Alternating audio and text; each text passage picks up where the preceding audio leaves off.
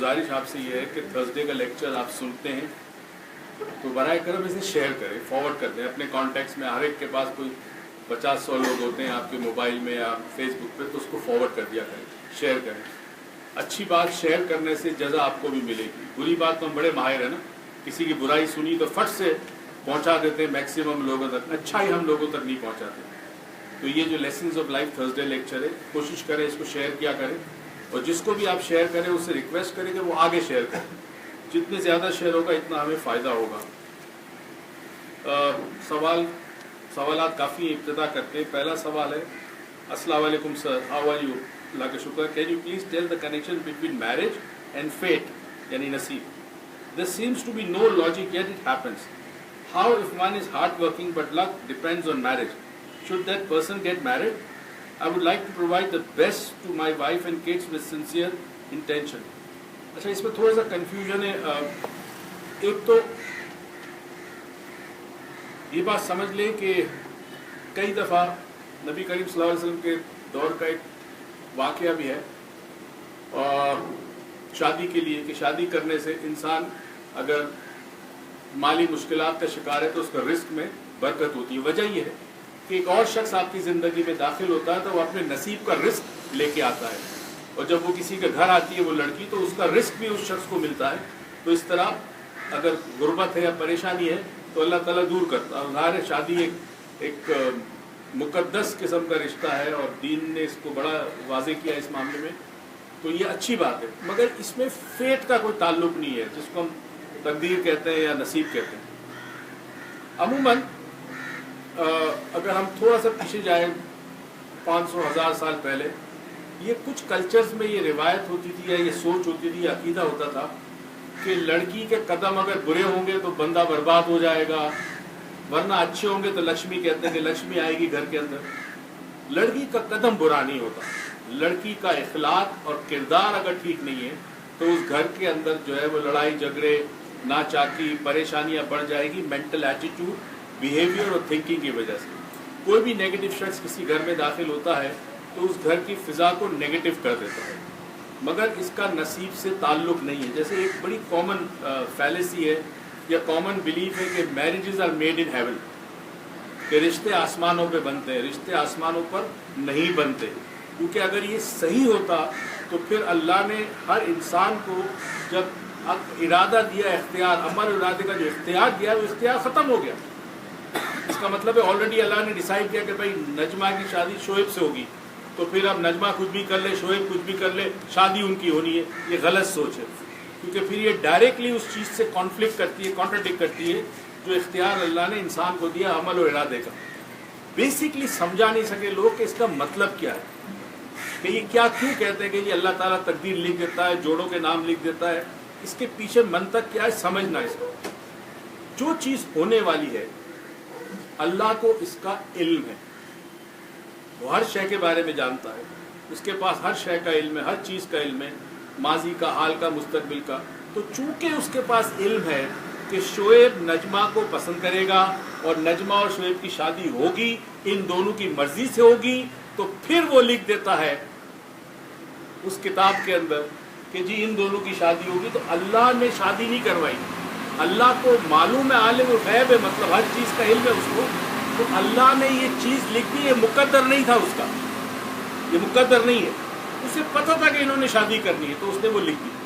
अब इसमें हम कई दफ़ा बड़ी बहस कर चुके हैं लंबी, के इंसान बाज़ दफ़ा एक काम करता है, फेल होता है, फिर एक काम करता है, फिर फेल होता है, फिर फेल होता है, फिर कामयाब होता है। तो चूंकि अल्लाह ने इंसान को मुकम्मल इख्तियार दे दिया है तो वो इंटरफेयर नहीं करता। अगर वो इंटरफेयर करेगा तो फिर उसका अदल कैसे होगा? एक शख्स कहता है मेरे मुकद्दर में था कि मैं कातिल हूँ, मैंने तो नहीं कत्ल किया है, अल्लाह ने करवाया मुझसे, उसने लिख दिया था कि तू कातिल होगा, तो मुझे क्यों सजा दे रहे हो? तो फिर ये मुमकिन नहीं था कि किसी शख्स को सजा मिले। उसे पता है, वो जानता है कि ये शख्स जिंदगी में कत्ल करेगा, तो इसलिए नामा अमाल में उसने लिख दिया कि ये कातिल है, मगर उसके लिखने से वो कातिल नहीं बनता। ये कॉन्सेप्ट बिल्कुल क्लियर होना चाहिए। तो भैया बात यह है कि अगर आप समझते हैं कि आपके साथ इशू है, अब इसमें इस सवाल में कई एम्बिग्यूटीज है। फॉर एग्जांपल, क्या दूसरी शादी करना चाहते हैं کیا آپ صرف یہ چاہتے ہیں کہ میں شادی کروں، آپ کی شادی نہیں ہوئی اور آپ کی نیت ہے کہ میں اپنے بیوی کو اور اپنے ہونے والی اولاد کو بہتر طور پر زندگی دے سکوں، اچھی زندگی دے سکوں، تو اللہ کرے کہ آپ کو اس میں کامیابی ہوگی، nothing wrong with it. But اگر بیوی بری آتی ہے اچھی آتی ہے، اس میں نصیب کا کوئی تعلق نہیں. سمجھ گئے جی؟ نصیب کو مت، آپ نے غلطی آپ کی ہے. قبول ہے قبول ہے قبول ہے آپ نے کیا تھا نا، تو پھر اللہ کو کیوں ڈالتے ہو بیچ میں نصیب کو؟ اچھا جی، ایک انٹرسٹنگ سوال آیا، مزہ آئے گا آپ کو سننے میں ڈاکٹر فخر. اچھا، اب ہمارے جو ویور ہے نا یہ بڑا سمجھدار ہو گیا، اور میں نے نوٹس کیا ہے کہ اب سوالات کی نوعیت بھی بڑی انٹرسٹنگ ہے، بڑی ڈیپتھ ہے. تو بڑا انٹرسٹنگ سوال انہوں نے کیا ہے، اور سوال یہ ہے کہ اللہ نے سورہ رحمان میں جو پہلی 4 آیت ہے، الرحمن علم القرآن خلق الانسان علمہ البیان. رحمان پروردگار رحمان جس نے قرآن کا علم دیا، انسان کو خلق کیا اور اسے بیان کرنے کی صلاحیت دی، بولنے کی صلاحیت دی. تو اس سوال اس کا یہ ہے کہ انسان کو بعد میں خلق کیا، قرآن پہلے آ گیا؟ کیونکہ ترتیب تو یہی ہے نا کہ رحمان قرآن کا علم دیا، انسان کو خلق کیا اور بولنے کی صلاحیت دی، بیان کرنے کی صلاحیت دی. تو ان کا سوال یہ کہ یہ کیسے ہو سکتا ہے کہ قرآن پہلے آئے انسان بعد میں آئے؟ سمجھاتا ہوں، بڑا سمپل ہے. ہم قرآن کو ایک کتاب سمجھتے ہیں. قرآن صرف کتاب نہیں ہے، اللہ نے علم خلق کیا پہلے، اور علم خلق کرنے کے بعد انسان کو خلق کیا، اور انسان کو خلق کرنے کے بعد اس کے اندر یہ صلاحیت پیدا کی کہ وہ بیان کر سکے، وہ بول سکے، وہ کہہ سکے، بات کر سکے، اپنا مدعا بیان کر سکے، اپنی مرضی کا اظہار کر سکے. تو پہلے علم آیا، علم کے بعد انسان خلق ہوا. تو اس حوالے سے قرآن پہلے ہے، کیونکہ قرآن میں کائنات کا علم ہے پورا کا پورا. یہ تو ہم اور آپ جو ہے وہ نہ سمجھے نہیں سمجھ سکتے کہ قرآن میں کیا ہے. پوری کائنات کا علم کا نچوڑ قرآن میں ہے. تو قرآن پہلے آیا اس حوالے سے کہ علم پہلے آیا. اچھا جی، دوسرا دیکھنے کا انداز یہ بھی ہے کہ علم جو ہے وہ اللہ کی ذات سے منسلک ہے. تو اللہ کی ذات تھی ہمیشہ سے، تو اللہ کا علم تھا ہمیشہ سے. وہ کنڈینس ہو کے قرآن میں آیا ہے، کنڈینس ہو کے. ورنہ اگر ہم قرآن کو نہ سمجھیں تو ہماری غلطی ہے، کیونکہ وہ تو علم اگر آپ کھولنا چاہے، جیسے زپ فائل کو جب آپ اوپن کرتے ہیں تو ایک چھوٹی سی فائل میں پتہ نہیں کتنا مواد ہوتا ہے. تو جیسے جیسے ہر دور میں انسان اس کو سمجھتا جائے گا اپنی عقل سے، اپنی بشارت سے، اپنی سوجھ بوجھ سے، اپنے علم سے، تو پھر اس میں نئی نئی چیزیں واضح ہونا شروع ہو جائیں گی. بیٹا موئز انکل کو بیٹھنے دو، آپ نیچے آ جائیں. ارے آپ اوپر بیٹھے پلیز. ہمارے یہاں یہ سکھایا جاتا ہے اور یہ ہم چاہتے ہیں گھروں میں بھی ہو. اچھا جی، نیکسٹ. روشنا نے سوال کیا ہے، کہتی ہے میں یو ایس میں رہتی ہوں، انگلش میں اردو میں بتا رہا ہوں. 36 سال میری عمر ہے. میں ساری زندگی احساس کمتری میں مبتلا رہی ہوں. انسیکیورٹی مجھ میں ہے، یعنی عدم تحفظ، سیلف اسٹیم، عزت نفس بہت کم ہے. مجھے سمجھ نہیں آتا میں اس فیلنگ سے کیسے جان چھڑاؤں. میں لوگوں سے بات کرتے ہوئے اپنا ذہن نہیں بتا سکتی، اپنی مرضی نہیں بتا سکتی. میں بہت زیادہ کیئرفل اور کوشش رہتی ہوں، اور اوپینینز، اپنی رائے فوراً نہیں بنا پاتی. تو میں کیا کروں؟ ابھی بھی بات یہ کہ ہم اس جگہ بیٹھ کے آپ کو ہیلپ نہیں کر سکتے وہاں امریکہ میں، مگر ڈیفینیٹلی اس کا تعلق آپ کے گھر سے، ماحول سے ہے، آپ کی تربیت سے. کئی دفعہ ماں باپ ایک بچے کو دوسرے بچے سے کمپیئر کرتے ہیں. بچے میں کوئی تھوڑی سی خامی ہو، پڑھنے میں ویک ہو، یا رنگ ذرا دبا ہوا ہو، تو وہ دوسرا بچہ جس کا رنگ تھوڑا اٹھا ہوا ہوتا ہے اس سے کمپیئر کیا جاتا ہے. رشتہ دار کرتے ہیں، ننیال دلیال دونوں کرتا ہے کمپیئر. جب یہ کمپیئر کرتے تو بچے میں احساس کمتری آ جائے. پھر وہ زندگی میں جب قدم بڑھانے کی کوشش کرتا ہے تو احساس کمتری جو ہے، کمتر ہونے کا احساس، وہ اسے سیلف کانفیڈنس کو ختم کر دیتا ہے. اس کی عزت نفس کئی دفعہ مجروح ہوتی ہے جب کوئی ایسا جملہ سنایا جاتا ہے، کوئی ایسی بات کہی جاتی ہے کہ جو ڈائریکٹ اس کو ہرٹ کرے، تو عزت نفس اس کی مجروح ہوتی ہے. ایسے شخص کے لیے لوگوں میں گھلنا ملنا، بات کرنا، اپنی مرضی کی بات کرنا، اپنا اوپینین کسی کو بتانا، اپنی رائے کسی تک پہنچانا بہت مشکل ہوتا ہے، نو ڈاؤٹ. اب پہلی چیز اگر ہو سکے تو یوگا شروع کر دیں UK USA میں جہاں پہ بھی ہو. یوگا میں میڈیٹیشن ہوگا اور میڈیٹیشن کے ساتھ ساتھ کچھ آسنز ہوتے ہیں. میڈیٹیشن سے ہوگا کہ آپ کی ذات میں ایک ٹھہراؤ آئے گا, ایک سکون آئے گا, اور جب آسنز آپ کرتے ہیں تو آسن سے سیلف کانفیڈنس بہت بڑھتا ہے. فار ایگزامپل اکثر ہمارے پاس جو مریض آتے ہیں ان کو ہم سیلف کانفیڈنس کے لیے کہتے ہیں کہ ایک ٹانگ پہ کھڑے ہو, دیوار پہ کوئی نقطہ لگا اس کو دیکھتے رہو اور بیلنس کرو ایک ٹانگ پر 5 منٹ تک کھلی آنکھ سے, پھر دوسری ٹانگ 5 منٹ. اس طرح مہینے 2-3 مہینے بعد جب تمہیں لگے کہ ہاں میں کر سکتا ہوں بیلنس, تو پھر آدھا منٹ آنکھیں بند کر کے کرو. اچھا آنکھیں بند کر کے بہت ہی مشکل ہے, ایک ٹانگ پہ آنکھیں بند کر کے بیلنس کرنا بہت مشکل ہے, کیونکہ آپ کی بیلنسنگ دو جگہ سے ہوتی ہے, آپ کی آنکھ اور آپ کی کان. آپ کے کان میں خاص قسم کا فلوئڈ ہوتا ہے جو بیلنس کرتا ہے, اور آپ کی آنکھیں جو لینتھ وڈتھ اور ڈیپتھ کو میجر کرتی ہے, برین کو سگنل پہنچتا ہے تو برین بیلنس کرتا ہے اس کو. آنکھیں بند ہو جائے تو مشکل ہو جاتا ہے بیلنس کرنا, مگر یہ ایک طریقہ ہے جو آپ وہاں بیٹھ کے کر سکتی ہیں. اگر اس کے علاوہ کبھی پاکستان آئے تو پھر ڈیفینیٹلی ہمارے پاس آئیے, مگر یہ تھوڑی سی لانگ ٹرم تھراپی ہو, اور اس میں آپ کے گھر والوں کا سپورٹ بہت ضروری ہے. کئی دفعہ ایک پیشنٹ سائیکائٹرسٹ کے پاس جاتا ہے, ماہر نفسیات کے پاس جاتا ہے, مگر اس کا گھر جو ہے, اس کے گھر کے افراد جو ہے وہ سپورٹ نہیں کرتے تھراپی میں, تو وہ ساری کی ساری محنت ضائع جاتی ہے, پیسہ بھی ضائع, وقت بھی ضائع اور محنت بھی ضائع. تو گھر والوں کے لیے بڑا ضروری ہے کہ اگر گھر کا ایک فرد ایسا ہے تو اس کو سپورٹ کرے.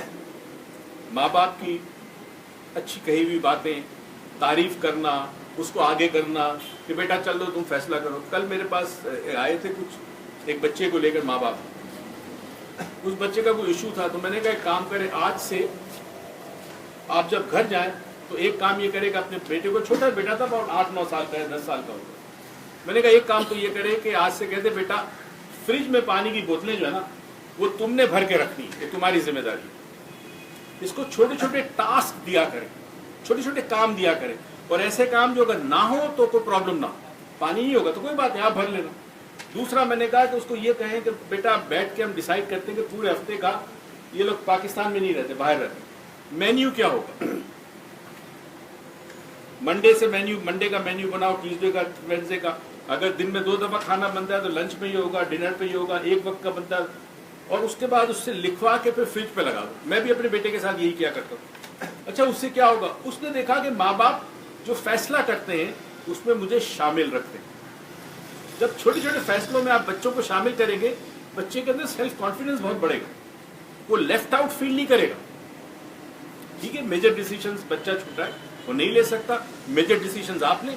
مگر مجھے یاد ہے جب پہلی دفعہ میں نے آٹومیٹک گاڑی خریدی تھی تو میرے دونوں بیٹوں کا ڈیسیشن شامل تھا. اس سے پہلے مجھے یاد ہے میں نے اس زمانے میں مرگلا سے پہلے آتی تھی, کیا نام تھا اس کا, مرگلا ہی تھی شیپ, مگر نام کچھ اور تھا. مرگلا کہاں سے لیا, مرگلا سے پہلے جیپنیز آتی تھی سوئفٹ. تو آئی ریمبر کہ پیسے نہیں تھے اتنے, اور ایک نیوی کا آفیسر تھا, تو میں, وائف اور دونوں بیٹے, ہم لوگ دوپہر کو اس کے گھر گئے, اخبار میں پڑھا ہم نے اور پہنچ گئے. سیکنڈ ہینڈ گاڑی تھی سوئفٹ, تو وہ دیکھی تو تھوڑی ہماری رینج سے باہر تھی.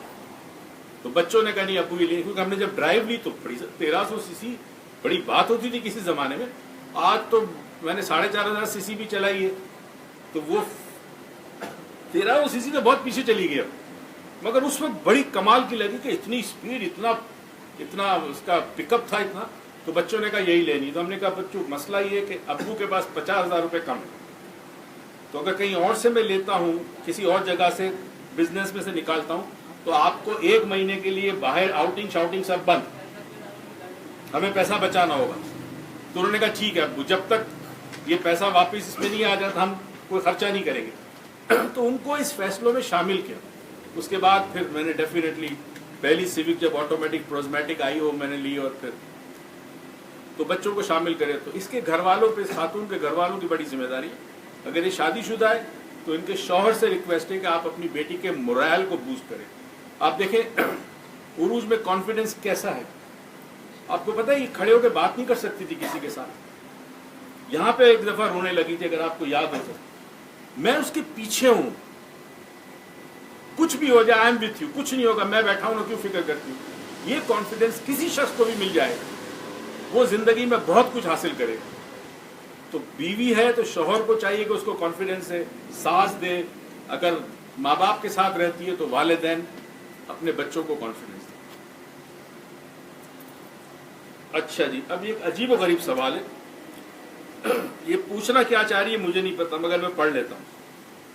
اگر کوئی شخص کو ہم ماضی میں بھیج دیں، علامہ صاحب یہ آپ کے مطلب کا سوال ہے، اگر کسی شخص کو ہم ماضی میں بھیج دیں اور وہاں پر کچھ لوگ اس کی انرجی لے لیں اور اس کے اندر دکھ اور غم بھر دے یا بیماری بھر دے، یعنی اس کی انرجی لے لی، اس کے اندر کچھ غلط نیگیٹیوٹی بھر دی، اس کے بعد ایول پرپس کے لیے، برے مقاصد کے لیے، تو کوشچن یہ کہ کیا ایسے شخص کو واپس حال میں لایا جا سکتا ہے ہپنوسس کے ذریعے؟ دوسرا سوال، اس شخص کو کیا وہ انرجی جو لے لی گئی تھی، سلب کر لی گئی تھی، کیا اسے واپس مل سکتی ہے؟ اور تیسرا سوال، اس میں ٹائم کتنا لگے گا اور تھراپی کے چارجز کیا ہوں گے؟ پہلی تو چیز یہ ہے کہ یہ خاتون یا جس نے بھی یہ لکھا ہے، ان کو شک ہے کہ یہ چیز ہے. ایسا ہوتا نہیں، ہو سکتا ہے مگر بہت مشکل ہے. کوئی بہت ماہر شخص ہو جو کسی کو لے جائے ماضی میں اور اس کی توانائی کہیں کسی اور کو دے دے اور وہاں سے سارا کچرا اٹھا کے دے دے، تو یہ تھیوریٹکلی پاسبل ہے، ٹھیک ہے، مگر اتنا کمال کا شخص ملنا بڑا مشکل ہے کہ جس میں یہ صلاحیت ہو کہ یہ کام کر سکے. تو ان کو شک یا وہم ہے کہ میرے ساتھ یہ ہوا ہے. ایک صاحب یہاں پہ آج آئے تھے، کل وہ ایک پرچہ لکھ کے چھوڑ گئے تھے نورین کے پاس کہ میں بہت پریشان ہوں، میری 3 مہینے سے جاب نہیں ہے، مالک مکان بھی پریشان کر رہا ہے، مجھ پہ اثرات اور جادو، تو برائے کرم مجھے جاب دے دے. تو میں نے اس کو کہا، عدنان کو میں نے کہا بلا کے بات کر لو، اگر ہمارا کام کا شخص ہے تو ہم اس کو رکھ لیتے ہیں. ہمیں ویسے بھی ایک کمپیوٹر آپریٹر کی ضرورت ہے جو بیسک ہارڈ ویئر اور پرابلم سالونگ جانتا ہو. تو اس نے اس کا انٹرویو کیا عدنان نے، اس نے کہا مجھے تو نہیں آتا کمپیوٹر کا کام، آفس کا کام ہو یا باہر کا کام ہو. تو میں نے کہا باہر کا کام تو سلیم ہے ہمارا، اس سے زیادہ ہوشیار کوئی نہیں ہوگا، اور آفس میں کوئی ایسا کام نہیں ہے، کمپیوٹر والا چاہیے ہمیں آدمی، آئی ٹی آپریٹر. پھر میں نے اس سے کہا، میں نے کہا دیکھو اگر ہم رکھ بھی لیتے ہیں اس کو کسی اور جگہ پہ، جس شخص کو یہ شک یا وہم ہے کہ مجھ پہ جادو کیا گیا ہے، اس کا پہلے تو علاج ہونا چاہیے، اس کے دماغ سے یہ بات نکل جانی چاہیے کہ مجھ پہ جادو ہوا. کیوں کہ جب وہ زندگی میں ناکام ہوگا وہ بلیم کس چیز کو کرے گا؟ مجھ پہ جادو ہوا ہے، اس وجہ سے میں ناکام ہوں، اس وجہ سے میری نوکری چلی گئی، اس وجہ سے میرے گھر کے اندر یہ مسائل ہیں. ایسا شخص کبھی بھی اپنی ذات میں اپنی خامیوں کو تلاش نہیں کر پاتا. یہ یاد رکھیں، ہماری اصلاح کیوں نہیں ہوتی؟ ویسے کہ پوری قوم کی اصلاح نہیں ہوتی. وجہ یہ ہے کہ ہمارے ساتھ جب کوئی پرابلم آتی ہے، ہم زندگی میں جب کوئی ناکام ہوتے ہیں تو ہم انگلی اٹھاتے ہیں کسی کی طرف. میرے ماں باپ کی وجہ سے ہوا، میری بیوی کی وجہ سے میرا گھر ایسا ہوا، میری ساس کی وجہ سے ہوا، میری بہو کی وجہ سے ہوا، یا میرے شوہر کی وجہ سے میں ناخوش ہوں یا تکلیف میں ہوں. ہم انگلی، کوئی نہ ملے اللہ کی مرضی، انگلی سیدھی اوپر چلی جاتی ہے. یہ جو انگلی اوپر جاتی ہے نا، یہ اس لیے نہیں جانی چاہیے کہ اللہ کی مرضی، کیونکہ اس میں آپ بری الزمہ ہو گئے. میرا تو قصور ہی نہیں، اللہ چاہتا ہی نہیں کہ میں کامیاب ہوں. تقدیر وہی آ گیا بات، نصیب، مقدر.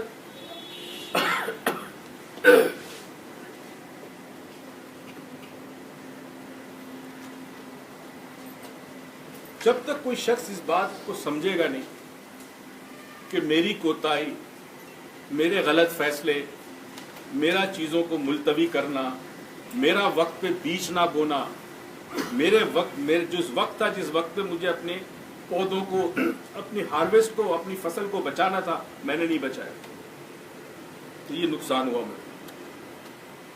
انسان کا کام کیا ہے؟ انسان کا کام ہے عمل کرنا، اور رد عمل یا فروٹ رب پہ چھوڑ دینا. پھر آپ انگلی اوپر اٹھا کہ میں نے اپنا کام کیا، باقی رب تیری مرضی، اللہ کی مرضی. ہم یہ نہیں کرتے. مرضی ہمیں اپنی چاہیے.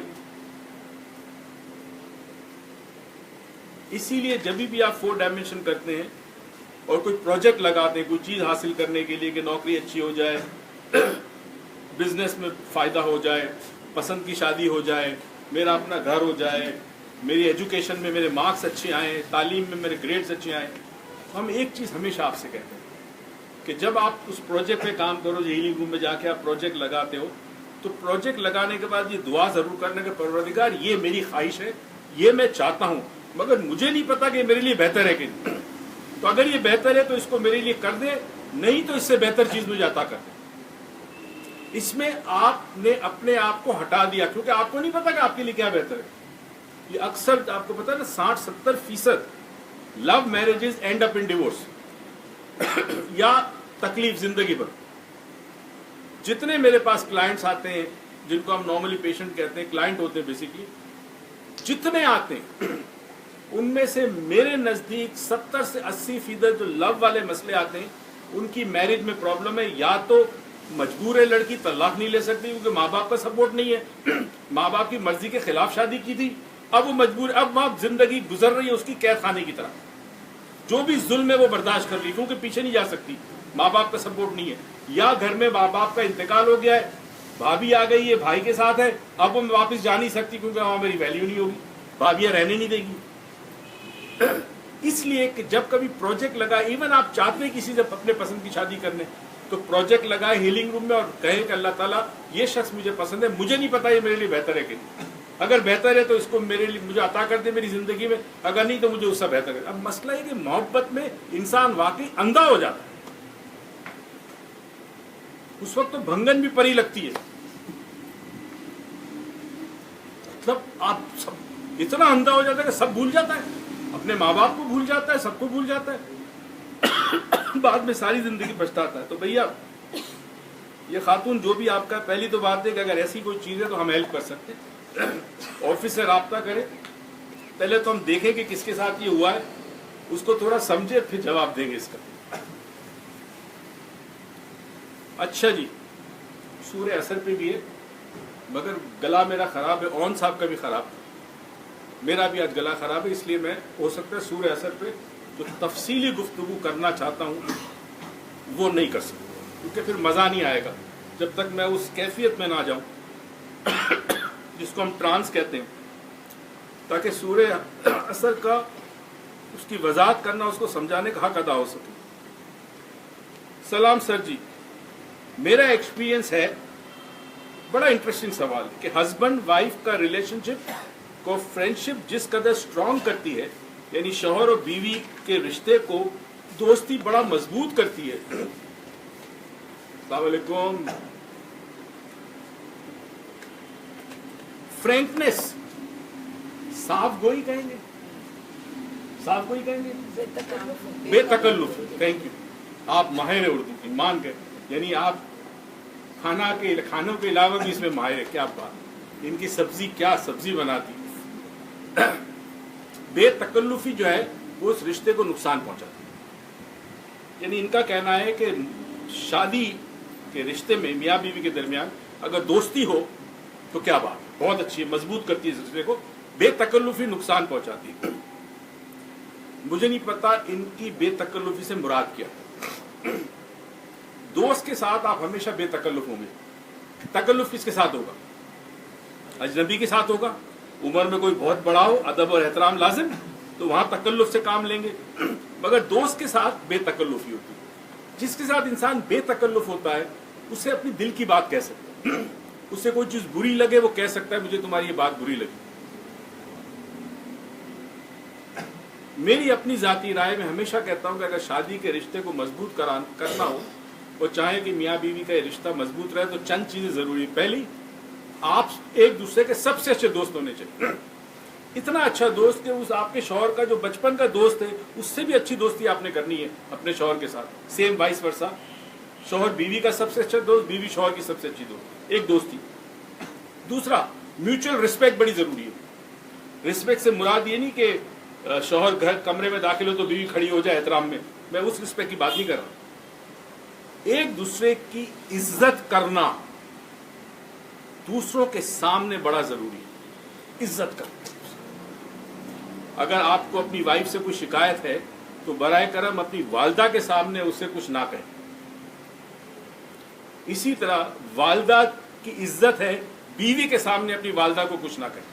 آپ اپنی بیگم کو الگ کمرے میں لے جا کر کوئی بات سمجھانی ہے، کسی بات پہ ناراضگی ہے، آپ اس سے الگ سے بات کریں۔ جب آپ کسی بھی رشتے میں سامنے والے شخص کی عزت اچھالتے ہیں تو آپ کی عزت بھی اچھلے گی، وہ رشتہ ختم ہو جاتا ہے جس رشتے میں عزت نہ ہو۔ تیسری چیز، ٹرسٹ، اعتماد، بھروسہ ایک دوسرے پہ بڑا ہونا چاہیے۔ ٹرسٹ اس وقت ہوتا ہے جب فرینکنیس بھی ہوتی ہے اور فرینڈلینس بھی ہوتی ہے، کیونکہ بیوی کو پتا ہے کہ کچھ بھی ہو میرا شوہر اگر رات کے 11 بجے بھی آئے گا تو مجھے ٹرسٹ ہے کہ وہ میرا وفادار ہے۔ یہ ٹرسٹ ہونا چاہیے بیوی۔ اکثر پرابلم شروع کہاں ہوتی ہے کہ میاں فون پہ بیٹھا ہوا، بیوی کو شک شروع ہو گیا۔ اسی طرح شوہر کو بیوی پہ ٹرسٹ ہونا چاہیے۔ کیسے؟ جو میں پیسے دیتا ہوں ان پیسے کو احتیاط کے ساتھ استعمال کرتی ہے، وہ میری امانت ہے، میں اس کی امانت ہوں۔ ہر حوالے سے، عزت کے حوالے سے، ہر چیز میں شیئرنگ ہے ہماری، تو فرینکنیس رشتے کو مضبوط کرتی ہے۔ ہاں، اگر آپ کی مراد یہ کہ فرینکنیس میں گالی گلوچ ہو، بےہودہ باتیں ہوں، تو وہ فرینکنیس نہیں ہوتی۔ تو یہ چیز بڑی ضروری ہے اس بات کو سمجھنا کہ رشتے میں یہ 3 ایلیمنٹ امپورٹنٹ ہے میاں بیوی میں، اس سے رشتہ برقرار رہے گا۔ کیونکہ جو بیوی اپنے شوہر کی عزت نہیں کرتی وہ اپنے بچوں سے بھی اپنے شوہر کی عزت نہیں کروائے گی۔ سملرلی جو شوہر اپنی بیوی کی عزت نہیں کرتا اور اپنے بچوں کے ساتھ اپنی بیوی کو برا بھلا کہتا ہے، وہ بچے بڑے ہو کے ماں کی عزت کبھی نہیں کریں گے۔ تو رشتوں میں یہ چیز بڑی اہم ہے کہ آپ ایک دوسرے کی عزت سمجھے اور عزت کروائیں۔ کتنا ٹائم باقی ہے؟ پھر میں یہ سوال لے لوں سورہ عصر کا۔ اینی بڈی؟ ابھی 8 بجے؟ چلیے سورہ عصر کا لے لیتا ہوں۔ 25 منٹ ہے، چل 10 منٹ سورہ عصر پہ لے لیتا ہوں۔ کیا اگلے ہفتے کے لیے پھر سوالات آ گئے میرے پاس، اگلے تھرسڈے کے لیے۔ مجھے یاد نہیں ہے سورہ عصر پہ کسی پرٹیکولر ایسپیکٹ پہ اس نے کہا تھا بات کرنے کی یا کس حوالے سے تھی، مگر سورہ عصر قرآن پاک کی ایک چھوٹی سی سورہ ہے۔ اس سورہ پاک میں بڑا زبردست میسیج ہے۔ اکثر آپ سنتے ہیں علماء کرام سے ٹیلی ویژن پہ، ڈاکٹر ذاکر سے بھی یہ سوال بارہ ہوا ہے اور لوگوں سے بھی ہوا ہے کہ اگر ایک انسان جو ہے وہ اچھا انسان ہے مگر مسلمان نہیں، اکثر سنا ہوگا یہ، بے ایمانی نہیں کرتا، چوری نہیں کرتا، لوگوں کا خیال رکھتا، اللہ کی مخلوق کا خیال رکھتا ہے مگر مسلمان نہیں، تو کیا وہ جنت میں جائے گا کہ نہیں جائے گا؟ اب میں مولوی نہیں ہوں، نہ کوئی علماء، میں اس ایسپیکٹ پہ بات نہیں کر سکتا، مگر اس کا جواب آپ کو سورہ عصر میں ملے گا۔ اور اتنی چھوٹی سورہ جو یہ بہت بڑے کانسیپٹ کو سمجھا رہی ہے۔ پہلا لفظ آتا ہے والعصر۔ اچھا، عصر کو مختلف علماء کرام نے اس کو اس طرح لکھا ہے کہ ٹائم اور زمانہ۔ کچھ علماء کہتے ہیں عصر سے مراد زمانہ ہے، کچھ کہتے ہیں ٹائم ہے، بٹ بہرحال زمانہ ہو یا ٹائم ہے، دونوں میں ایک چیز کامن ہے کہ زمانہ ٹائم سے بنتا ہے اور ٹائم ہی کی وجہ سے زمانہ آگے بڑھتا ہے، دونوں ایک ہی چیز ہے۔ جہاں ٹائم ہوگا وہاں سپیس ہوگی، کیونکہ بغیر ٹائم کے سپیس پاسبل نہیں ہے اور بغیر سپیس کے ٹائم پاسبل نہیں ہے۔ مثال کے طور پر جب سورہ یاسین میں آپ پڑھتے ہیں آخری آیتوں میں کہ جب اللہ کسی چیز کا ارادہ کرتا ہے تو فرماتا ہے کن فیکون، اور وہ ہو جاتی ہے۔ اچھا، اب پہلے تو یہ لفظ ارادے کو سمجھیں۔ ہمارے لیے اس مادی دنیا میں اور اس جسم کے ساتھ ذہن ہمارا، ارادے کا مطلب ہے خیال۔ ارادے کا جو کانٹینٹ ہوتا ہے وہ تھاٹ ہوتا ہے نا، آپ ایک ارادہ کرتے ہو کسی چیز کا، اس کا مطلب آپ نے سوچا یہ کرنے کا۔ اب اللہ نہیں سوچتا کیونکہ سوچنے کے لیے ذہن چاہیے، اللہ ان تمام چیزوں سے بالا تر ہے، مگر ہمیں سمجھانے کے لیے کہ ارادہ کرتا ہے اور پھر فرماتا ہے ہو جا، تو وہ چیز ہو جاتی ہے۔ یہ اللہ کی قدرت ہے۔ انسان کیا کرتا ہے؟ ارادہ کرتا ہے، عمل کرتا ہے، ارادہ کرتا ہے، عمل کرتا ہے، عمل کے مطابق اس کو رد عمل ملتا ہے، فروٹ ملتا ہے، ریوارڈ ملتا ہے، ہے نا, جو وہ کرتا ہے اس کا ریوارڈ ملتا ہے اس کو. تو اب سورہ عصر میں جو چیز بتائی گئی اس کو اس طرح سمجھے کہ جب کچھ نہ تھا, کچھ نہ تھا, نہ زمین نہ آسمان نہ آکاش, کچھ بھی نہیں تھا, روشنی بھی نہیں ہوگی, پتہ نہیں ہوگی کہ نہیں ہوگی, ہمیں نہیں پتا. تو اللہ تعالیٰ نے کہا کن فیکون. کن فیا, لاسٹ میرے خیال میں لاسٹ میں جواب دے چکا تھا. ایک سوال آیا تھا کہ 6 دن میں دنیا کیوں بنی, اللہ چاہتا تھا ایک لمحے میں بنا دیتا, یاد ہے میں نے سمجھایا تھا کہ کیا مراد ہے اس سے. اینی وے, کن فیکون 2 چیزیں ہوئی. سائنس ایک طرف کہتا ہے بگ بینگ تھیوری, بہت زور کا دھماکہ ہوا اور پھر مادہ کریٹ ہونا شروع ہوا, میٹر بننا شروع ہوا. اب میٹر جب بنتا ہے تو 2 چیزیں خود بخود پیدا ہوتی ہے, ایک وقت پیدا ہوتا ہے, ایک سپیس پیدا ہوتی ہے. اب سپیس اور وقت کا آپس میں تعلق کیا ہے؟ محی الدین صاحب وہاں بیٹھے ہیں, میں ان کے پاس اگر چل کے جاتا ہوں تو شاید مجھے آدھا منٹ لگے, یہاں سے ہوائی جہاز میں جاتا ہوں تو مائکرو سیکنڈ لگے, راکٹ میں جاتا ہوں تو بہت تیزی سے جا سکتا ہوں. تو سپیڈ پہ ڈیپینڈ کرتا ہے, مگر ڈیفینیٹلی مجھے فاصلہ طے کرنا ہے. اس فاصلے کو طے کرنے میں جو چیز آتی ہے اسے وقت کہتے ہیں. تو جیسا جیسا مادہ بنتا گیا اور کائنات پھیلتی گئی اس میں وقت لگا. سائنسدان کہتے ہیں جی 600 بلین ایئرز ہوئے, 500 بلین ایئرز ہوئے, یہ پھیلتی گئی کائنات اور اس سے وقت بنتا گیا اور سپیس بنتی گئی. پہلے کوئی سپیس نہیں تھی اور چونکہ سپیس نہیں تھی تو وقت نہیں تھا.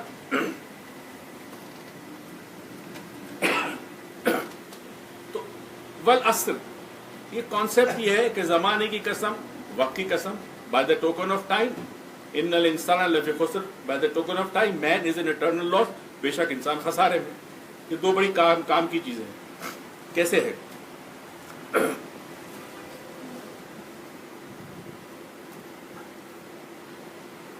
میں جب بہت چھوٹا تھا تو سپرمین بننے, کامکس بڑی پڑھتا تھا, تو سپرمین بننے کا خواب تھا کہ سپرمین بن. ذرا بڑا ہوا, مطلب میٹرک میں آیا جب, کیونکہ ہمارا منسٹری آف ڈیفینس کے ساتھ کام تھا تو فوجی ہمارے پاس میرے والد کے دفتر میں آیا کرتے تھے, ایئر فورس نیوی آرمی کے لوگ. ان کی وردیاں دیکھ کے بڑا متاثر ہوتا تھا. تو مجھے پھر یہ خواہش پیدا ہوئی کہ میں ایئر فورس کا پائلٹ بنوں. اب آپ دیکھیں کہ بچپن میں میری خواہشات کچھ اور, جوانی میں کچھ اور جیسے وقت گزرتا گیا میری ترجیحات, میری پسند, میری ناپسند, میرے اوپینینز چینج ہوتے گئے. اور میرے بلیفس میں بھی بہت بڑا شکر ہے میرے اساتذہ کا, جو میرے کور بلیفس تھے اس میں بھی بہت بڑا چینج لائے وہ لوگ. اگر وہ چینج نہ لاتا تو میں یہ سب نہیں کر سکتا. فکس تھنکنگ ہوتی ہے, لینئر تھنکنگ ہوتی ہے, تو پھر یہ سوچ اتنی پھیلتی نہیں ہے, اس میں گہرائی نہیں آتی اتنی. تو جیسے جیسے میں بڑا ہوتا گیا, یعنی وقت گزرتا گیا, کیا چیز رونما ہوئی؟ تبدیلی, چینج, اس کو کہتے ہیں تغیر. اچھا, میرے اوپینینز بھی چینج ہوئے, یعنی میری رائے بھی چینج ہوئی, میرے بلیفس میں بھی چینج آیا, میری پسند میں بھی چینج آیا. جو ناپسند تھی وہ پسند آنے لگی, جو پسند تھی وہ ناپسند ہو گئی, ہے نا. میں لڑکی کی بات نہیں کر رہا, میں چیزوں کی بات کر رہا ہوں. اچھا, اس طرح میرے جسم کو دیکھیں. بچپن تھا تو میری اماں کہا کرتی تھی کہ جب میں پیدا ہوا تو بہت گورا تھا. انفیکٹ ابھی بھی وہ کبھی کبھی میں بیٹھتا ہوں ان کے ساتھ کھانا کھانے کے بعد تو میرا ہاتھ پکڑ کے کہتی ہے یہ کیا ہو گیا تیرا رنگ, امی 60 سال کا ہو گیا, تیرے رنگ کو کیا اتنا گورا تھا. امی کہتی میری انگلیاں بڑی خوبصورت تھی. تو میرے ابو نے, ان کو جنون تھا ہینڈ رائٹنگ کا, خوش خطی جسے کہتے ہیں. ہماری رائٹنگ بہت بری تھی تو ایک ٹیچر رکھا مجھے اور میرے چھوٹے بھائی ڈاکٹر عزیز کے لیے. وہ ٹیچر اتنا اذیت پسند کہ وہ انگلیاں رکھتا, اپنا پینسل رکھتا, انگلیاں دباتا. اس نے کیا اثر دیا ہماری برین میں کہ اس کے بعد ہماری رائٹنگ بالکل خراب ہو. میرے اور میرے چھوٹے بھائی عزیز کے, ہم دونوں کی رائٹنگ آپ نہیں پڑھ سکتے. بہرحال, تو اگر میں گورا تھا تو اب میں سانولا ہو گیا. جوانی میں جو بھاگتا تھا, اچھلتا کودتا تھا, وہ اب اس سے زیادہ نہیں کر سکتا اس طرح سے. تو دیکھیں میرے جسم میں بھی تبدیلی آئی, میرے ذہن میں بھی آئی, میرے نظریات میں بھی آئی. تو انسان ہر لمحے تبدیل ہوتا ہے. کسی نے بڑی خوبصورت بات کی, the only thing that is permanent is change, nothing is permanent except change. तगय्युर के अलावा कोई चीज परमानेंट नहीं है. मेरा टीचर कहा करता था, what was in the day will not be in the afternoon, what is in the afternoon will not be at the night. एक मेरे गुरुजी ने कहा कि you can never enter the same river twice. एक ही दरिया में 2 दफा नहीं दाखिल हो सकते. मैं बड़ा हैरान हुआ, छोटा था तो मैं 2 दफा चला जाऊं. उसने कहा तू पहली दफा गया, उसके बाद जब दूसरी दफा गया था वो पानी गुजर चुका था, अब वो दूसरा पानी है. ये सूरज जो आप देखते हो, ये कल जो देखा था वो अलग सूरज था. आज का सूरज नया, आने वाला सूरज बिल्कुल नया होगा. हकीकत है. तो ये पूरा कॉन्सेप्ट कुरान पाक अल्लाह ताला कह रहा है कि देखो हर चीज चेंज होगी. मोहब्बतें चेंज होगी, रिश्ते चेंज हो जाते हैं. आप देखना, एक लड़की अपने माँ बाप से मोहब्बत करती, शादी होती है, वो सारी मोहब्बत अपने शौहर के साथ हो. जब औलाद पैदा हो गई तो औलाद से ज्यादा मोहब्बत हो. तो हर चीज में चेंज आता है. और जब चेंज आता है, इसकी वजह यह है कि हम जिस प्लानेट में रहते हैं, ये पूरा सोलर सिस्टम वगैरह, उसमें एक मूवमेंट है कि हमारा प्लानेट जो है वो सूरज के गिर्द चक्कर काट रहा है. अब इस चक्कर काटने में जो फासला तय करता है वो स्पेस है, और जो वक्त लेता है वो टाइम है. तो तगय्युर के पीछे जो 2 अनासिर है जिसकी वजह से चेंज होता है, पैदा होता है, उसे टाइम एंड स्पेस कहते हैं. जिस मकाम पर इस कायनात में टाइम और स्पेस नहीं होगी वहां चेंज नहीं होगा, और वो है जन्नत. वहां टाइम नहीं होगा. कुरान कहता है ना, जन्नत की डेफिनेशन में जो समझे, कुरान कहता है हमेशा के लिए रहोगे. ये हमेशा क्या है समझ नहीं आ सकता. क्यों? इंसान इस जहन से जो कि महदूद है, ला महदूद को सोच नहीं सकता. महदूद जहन ला महदूद को नहीं सोच सकता. तो जन्नत में हमेशा रहेंगे, जवान रहेंगे, बुढ़ापा नहीं आएगा, बीमारी नहीं होगी. इसका मतलब ये कोई ऐसी कायनात है, ये ऐसी जगह है कि जहां टाइम और स्पेस नहीं होगी, तो चेंज नहीं आएगा. अब क्या होगी वल्लाह आलम, अल्लाह जाने, हमें नहीं पता. सारे हम तो नहीं समझ सकते. अल्लाह ने हमें कुछ डिस्क्रिप्शन दे दिया है कि एक एग्जिस्टेंस, एक प्लेन ऑफ एग्जिस्टेंस है, एक डायमेंशन है. उस डायमेंशन में तुम हमेशा के लिए रहोगे, जहां कोई गम नहीं होगा, कोई दुख नहीं होगा, कोई दर्द नहीं होगा, कोई बीमारी नहीं होगी, कोई बुढ़ापा नहीं होगा. एक लम्हे के लिए एक जुमला जोड़ना चाहता हूं, जरा सा देर के लिए. जुमला बड़ा इंपॉर्टेंट है. गम नहीं होगा, पछतावा नहीं होगा, खौफ नहीं होगा. ये चीजें हमारी जिंदगी में बड़ी हावी है ना. खौफ, पनामा का फैसला आने वाला, एक पार्टी को खौफ ही है कि हम रिजेक्ट हो गया और हम निकल गए. दूसरी पार्टी को खौफ है कि पहली पार्टी के फेवर में फैसला आ गया तो हमारी मेहनत गई. तो दोनों पार्टियां खौफ पे आलम में, अवाम डिवाइडेड. अच्छा, फिर पछतावा. हम 99% हम में से लोग हैं वो माजी में रहते हैं. हम माजी में रहते हैं, हाल में हम रहते ही नहीं, प्रेजेंट में, माजी में. और माजी हमें गाइड करता है, माजी हमें फ्यूचर की तरफ धकेलता है, मगर प्रेजेंट में कंट्रोल हमारे पास नहीं, अवेयरनेस नहीं हमारे पास. अब अगर ऐसा एक लम्हे के लिए सोचिए, एक बुद्धा, एक्चुअल वर्ड तो बुद्ध है मगर बुद्धा कहते हैं, बुद्धा की सीरीज है नेटफ्लिक्स की, जरूर देखना. 56 एपिसोड है, रिमार्केबल. कुछ चीजें उन्होंने चेंज की उसमें, मगर मैसेज बड़ा प्योर है. एक शहजादा जिसको दुनिया, झांकी, अय्याशी, हर चीज अवेलेबल थी, उसके अंदर हद से ज्यादा दया, एम्पैथी कहते हैं उसे, दूसरे के दर्द को महसूस करना, काइंडनेस, बहुत ज्यादा काइंड, बहुत वाइज. उसने जिंदगी में चीजें, उसने दुख देखा, उसने बीमारी देखी, उसने मौत देखी, उसने गुर्बत देखी. वो शहजादे ने तख्त छोड़ दिया, वो फकीर बन गया, और वो उसे निर्वाण हासिल हो गया, इनलाइटनमेंट जिसको कहते हैं. अब मैं जिस इशारा करना चाह रहा हूं, सपोज करो, अच्छा दीन ये चाहता है मगर हमें समझाया नहीं किसी ने. इसी दुनिया में रहते हुए अगर हम डिटैच्ड हो जाए, ला ताल्लुक ही कर लें हर वो शय से जो चेंज करती है हमें, तो फिर ना हम माजी में रहेंगे, ना हमें मुस्तकबिल का खौफ होगा. जब खौफ नहीं होगा मुस्तकबिल का, और जब माजी का पछतावा नहीं होगा, تو پھر اس حال میں، اس مادی زندگی میں بھی ہم جنت میں ہیں۔ دنیا میں کچھ لوگوں کے لیے دنیا بھی جنت ہے۔ یہ مینٹل ایٹیٹیوڈ کی بات ہے کہ آپ سمجھتے کیا ہیں۔ آپ دیکھیں دنیا کے جتنے بھی روحانی اسکول آف تھاٹس ہیں، وہ ایک بات کہتے ہیں کہ دنیا فانی ہے، اس کا اصل چہرہ تم نے دیکھا نہیں، دیکھو گے تو تمہیں پتہ چل جائے گا کس چیز کے پیچھے بھاگ رہے ہو۔ سورہ اثر میں یہ پیغام ہے۔ ماں باپ سے لڑ جھگڑ کے آپ نے ایک لڑکی کو پسند کیا، پوری دنیا سے لڑے، اس سے شادی کر لی، مہینہ 2 مہینہ، سال 2 سال 3 سال گزرا، اب وہ جو محبت تھی اس کی انٹینسٹی میں فرق آ گیا، ترجیحات بدل گئی۔ پیار ابھی بھی بیگم سے ہے، مگر اب فکر ہے کہ کاروبار کرنا ہے یا جاب کرنا ہے، پیسے کمانے، اولاد ہو گئی، اس کا مستقبل۔ تو وہ جو توجہ تھی، وہ جو ٹائم تھی جو آپ اپنی محبوب بیوی کو دیتے تھے، اب کم ہو گئی۔ تو اب رشتوں میں فرق آئے گا نا۔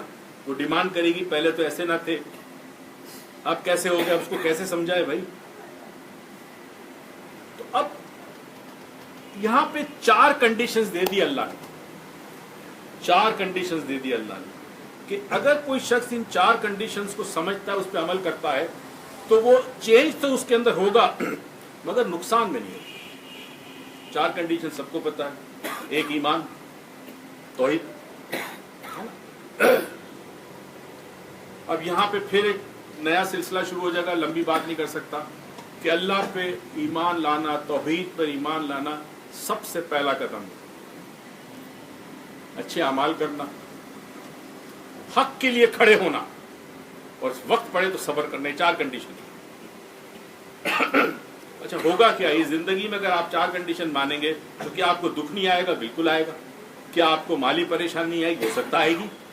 ہو سکتا آپ کے بچے آپ نافرمان نکلے آپ کے۔ ان تمام کنڈیشنز کو میٹ کرنے کے بعد بھی دکھ کا اس سے کوئی تعلق نہیں ہے، مگر ہوگا یہ کہ جب انسان ان 4 کنڈیشنز کو ماننے لگتا ہے اور اس کا ویژن، اس کا دماغ کھلتا ہے، بڑا ہوتا ہے، گہرائی آتی ہے اس کی سوچ میں، اسے ایک چیز کا اندازہ ہوگا۔ اور اندازہ یہ ہوتا ہے، اس پہ پھر اس کا انکشاف بھی ہوتا ہے۔ وہ اس طرح ہوتا ہے کہ میں جو اپنی اولاد کے لیے بے ایمانی کرتا ہوں، رشوت لیتا ہوں، جھوٹ بولتا ہوں، چوری کرتا ہوں، ملاوٹ کرتا ہوں، یہ کہتے ہوئے کہ میری اولاد کے لیے سب کچھ کر رہا ہوں، تو کل اولاد چینج ہو جائے گی، ہو جائے گی نا۔